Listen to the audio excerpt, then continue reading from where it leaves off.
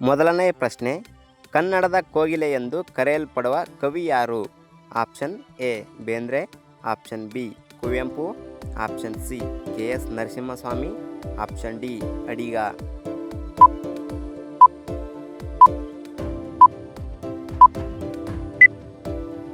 ಇದಕ್ಕೆ ಸರಿಯಾದ ಉತ್ತರ ಆಪ್ಷನ್ ಸಿ ಕೆ.ಎಸ್. ನರಸಿಂಹಸ್ವಾಮಿ.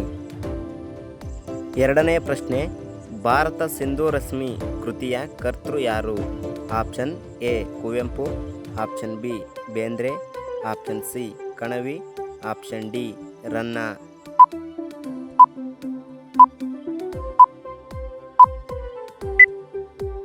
ಇದಕ್ಕೆ ಸರಿಯಾದ ಉತ್ತರ ಆಪ್ಷನ್ ಎ ಕುವೆಂಪು. ಮೂರನೇ ಪ್ರಶ್ನೆ, ಗೋಕಾಕ್ ಚಳವಳಿಯ ಪ್ರಮುಖ ನಾಯಕ ಮತ್ತು ಕವಿ ಯಾರು? Option A VK. Gokak, option B Kuvempu, option C Adiga, option D Bendre.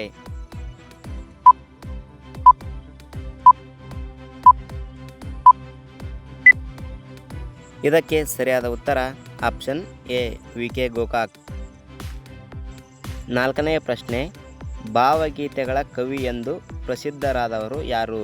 Option A K S. Narasimhaswamy, option B Ranna, option C Pampa, option D ಜನ್ನ.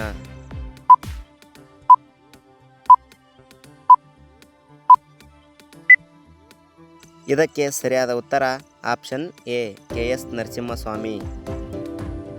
ಐದನೇ ಪ್ರಶ್ನೆ, ನವ್ಯ ಕಾವ್ಯದ ಪಿತಾಮಹ ಎಂದು ಕರೆಯಲ್ಪಡುವವರು ಯಾರು? Option A Gopalakrishna Adiga, option B Kuvempu, option C Bendre, option D Kanavi.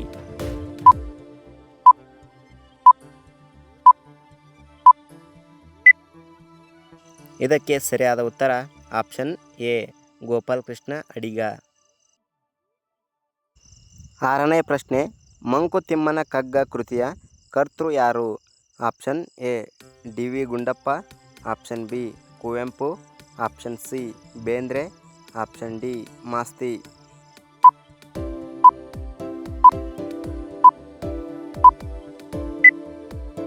ಇದಕ್ಕೆ ಸರಿಯಾದ ಉತ್ತರ option A D V Gundappa.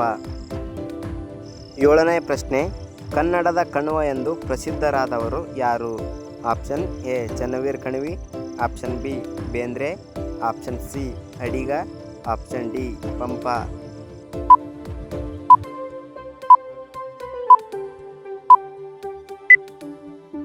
ಇದಕ್ಕೆ ಸರಿಯಾದ ಉತ್ತರ ಆಪ್ಷನ್ ಎ ಚನ್ನವೀರ ಕಣವಿ.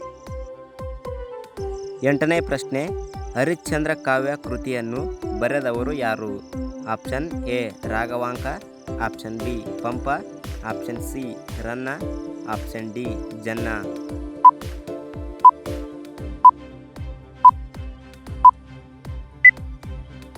ಇದಕ್ಕೆ ಸರಿಯಾದ ಉತ್ತರ ಆಪ್ಷನ್ ಎ ರಾಘವಾಂಕ.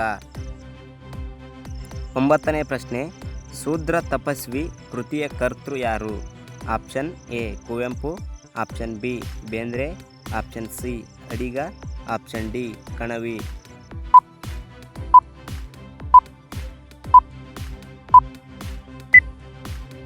ಇದಕ್ಕೆ ಸರಿಯಾದ ಉತ್ತರ ಆಪ್ಷನ್ ಎ ಕುವೆಂಪು. ಹತ್ತನೇ ಪ್ರಶ್ನೆ, ಕನ್ನಡದ ಮೊದಲ ಜ್ಞಾನಪೀಠ ಪ್ರಶಸ್ತಿಯನ್ನು ಪಡೆದ ಕವಿ ಯಾರು?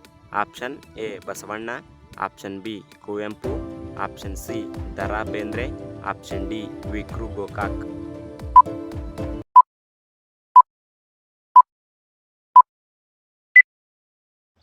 ಇದರ ಸರಿ ಉತ್ತರವನ್ನು ಕಮೆಂಟ್ ಮಾಡಿ.